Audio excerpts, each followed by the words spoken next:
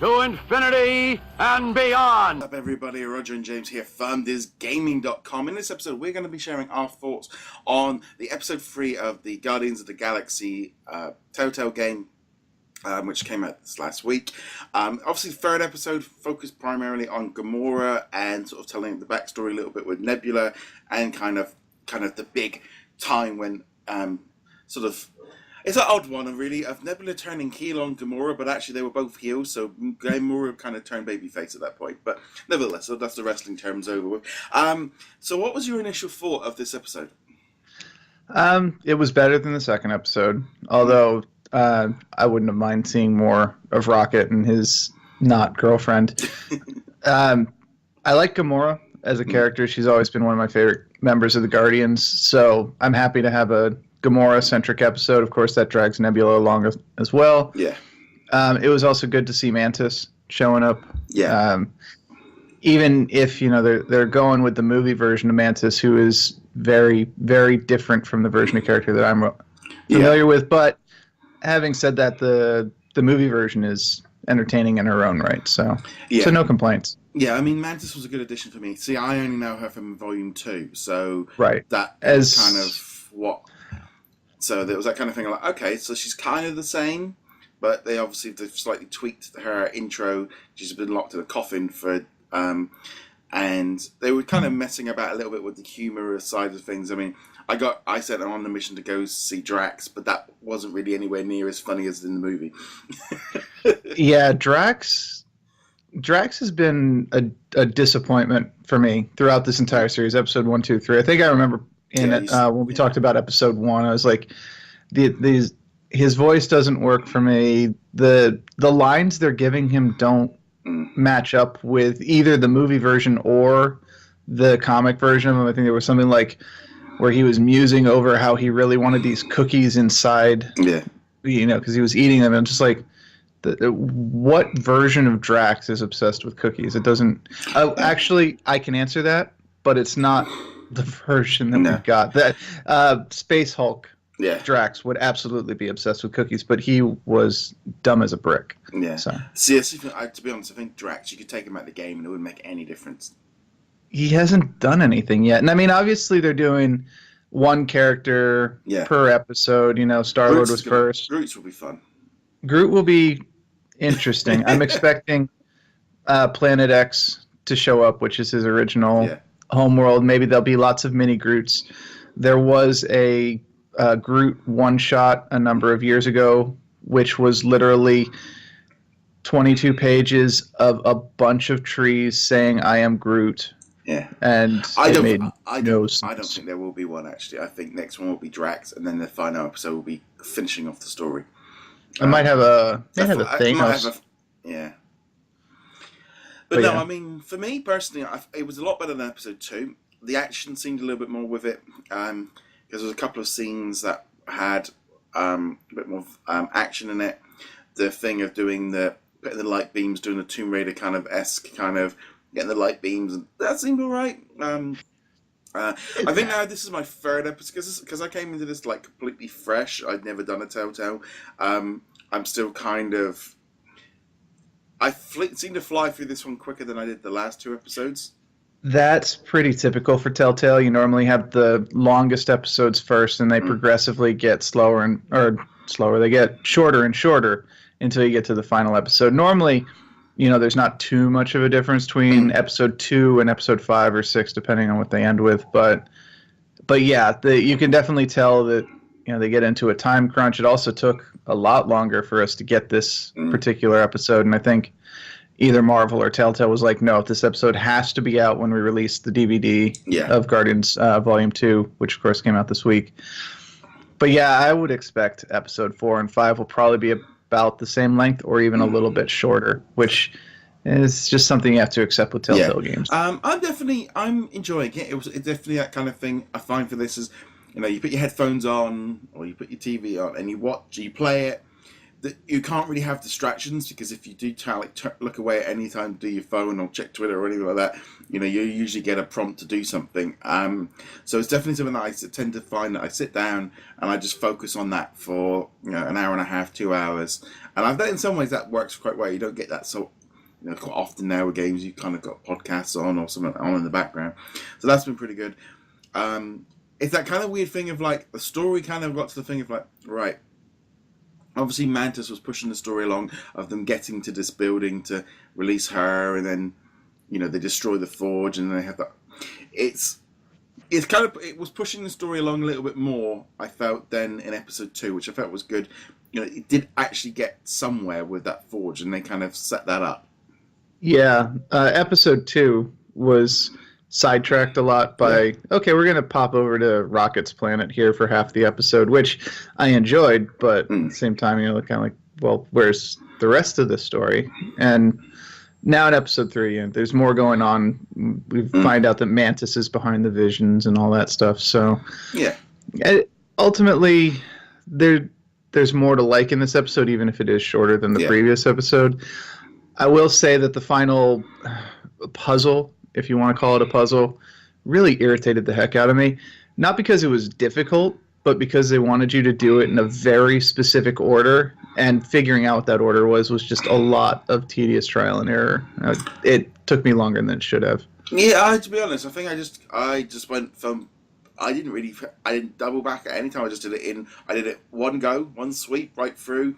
Every little piece seemed to come into line. Maybe I just happened to just follow what I don't know. I just maybe Either you got lucky or I got really unlucky. I'm willing to accept either of those. Maybe I wasn't paying close enough attention, which is also certainly possible. But it was one of those ones. Actually, it's more common for Lego games. In particular, what was it? Lego Force Awakens, which had the multi-builds. Where you could. And for whatever reason, almost every time I played Force Awakens, I would build the wrong multi-build first. Be like, no, we need you to do this. I'm like, oh, all right, let's do that again. No.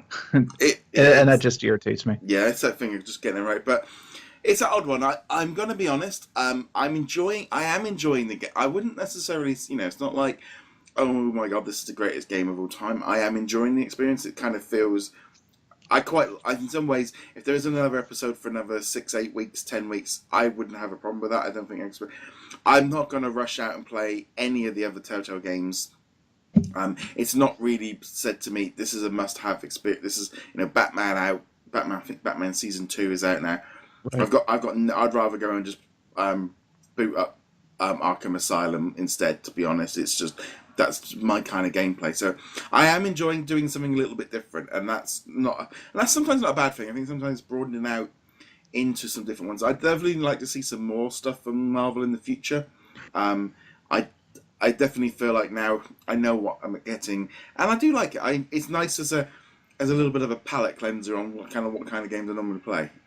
Right, and I would recommend, if it goes on sale or if it comes on the Switch, check out the Batman, at least Season 1.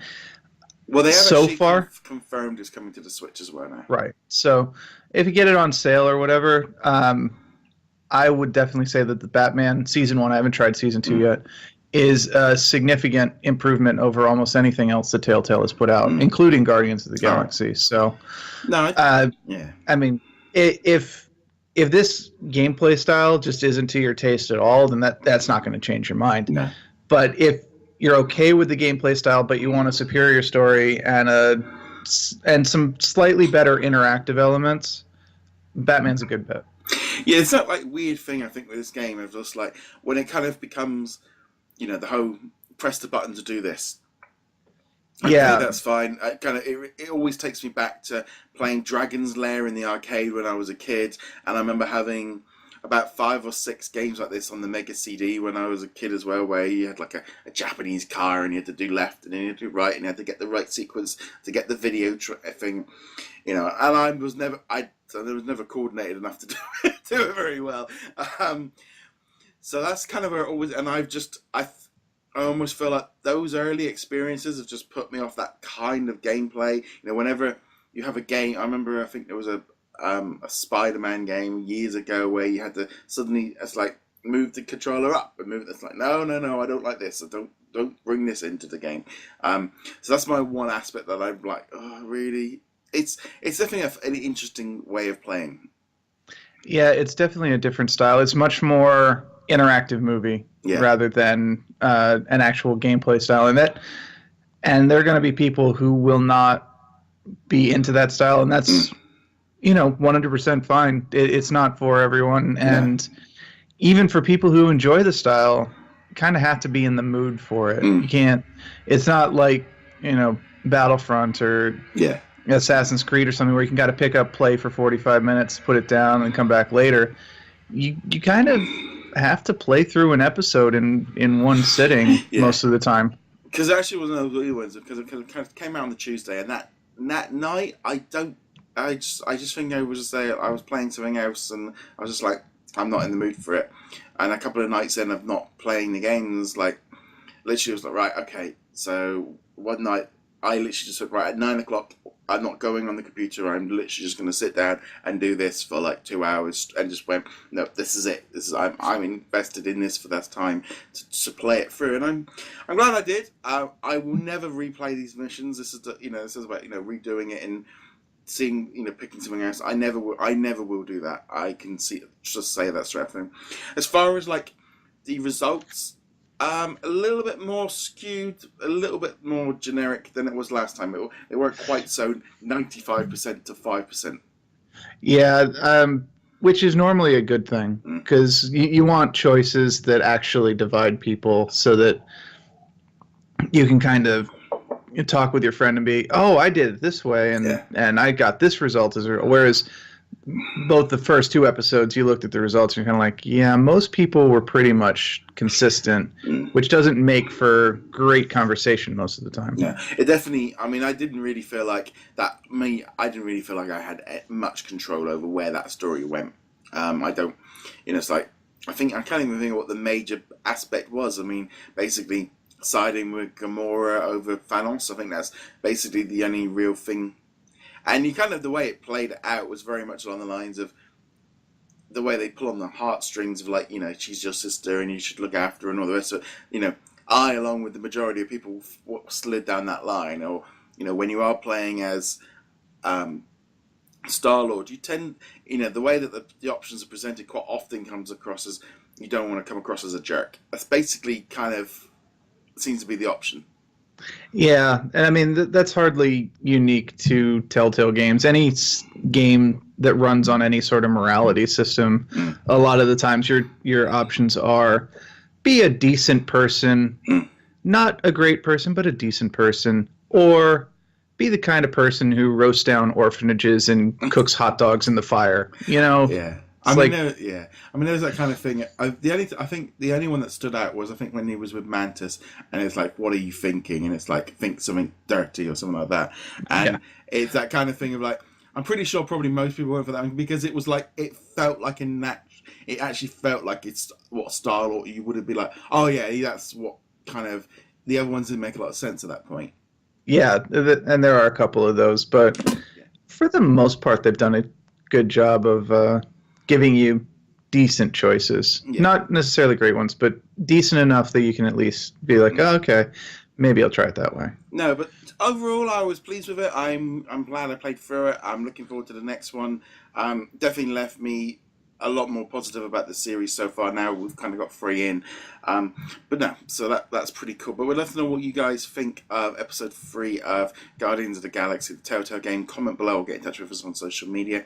As per usual, hit that subscribe button. You can also find us over at DisKingdom. And if you are on the YouTube version, remember to hit that little bell notification to keep up with the latest videos from us. And as per usual, James, where can they find you? You can find me at heroiclegacy.com. And on that note, guys, thank you very much for watching. See you guys soon. Laters.